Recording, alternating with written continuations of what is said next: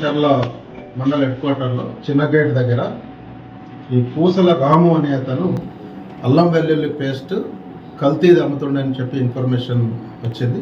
దాని మీద మా ఎస్ఐ గారు వారి సిబ్బంది పోయి అక్కడ పంచులతో అది పరిశీలించి చూసి అది కల్తీదని నిర్ధారించుకొని అతను ఇంట్రాగేషన్ చేస్తే అతని దగ్గర మనకు 200 కిలోల కల్తీ అల్లం వెల్లుల్లి పేస్ట్ దొరికింది.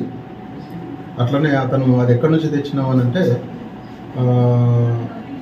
కుషాయిగూడ హైదరాబాదు చక్రీపురం కాలనీలో కొత్తపల్లి భానుప్రసాద్ అనే అతను ఇది తయారు చేస్తున్నాడు.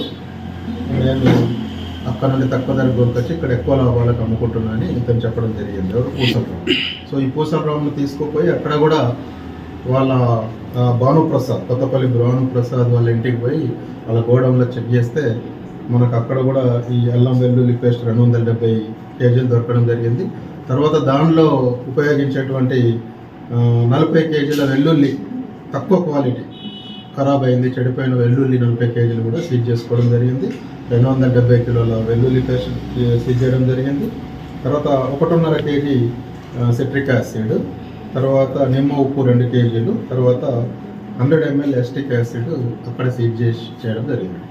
సో ఆ కొత్తపల్లి భానుప్రసాద్ తర్వాత పూసలరావును పోలీసు అదుపులోకి తీసుకొని చట్టపరంగా వాళ్ళని కోర్టుకు పంపించడం జరుగుతుంది. వీళ్ళ మీద చట్టరీత్యా చర్య తీసుకుంటాము.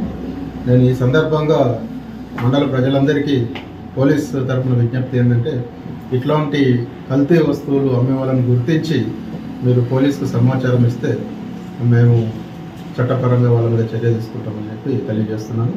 మరి అమ్మేవాళ్ళు కూడా ఇట్లాంటి లాభాలకు ఆశపడి ప్రజల ఆరోగ్యంతో చెలగాటం ఆడొద్దని చెప్పేసి జెన్యూన్గా చేసుకొని వాళ్ళ లాభాలు వ్యాపారపరంగా ఆర్జిస్తే తప్పలేదు. కానీ ఇలాంటి ఈ కల్తీ ఫుడ్ ఐటమ్స్ అమ్మద్దు అని చెప్పేసి కూడా నేను అలాంటి వారికి హెచ్చరిస్తున్నా. ఎవరైనా ఇలాంటి కార్యక్రమాలు చేస్తే తప్పకుండా చట్టరీత్యా చర్య తీసుకుంటాం.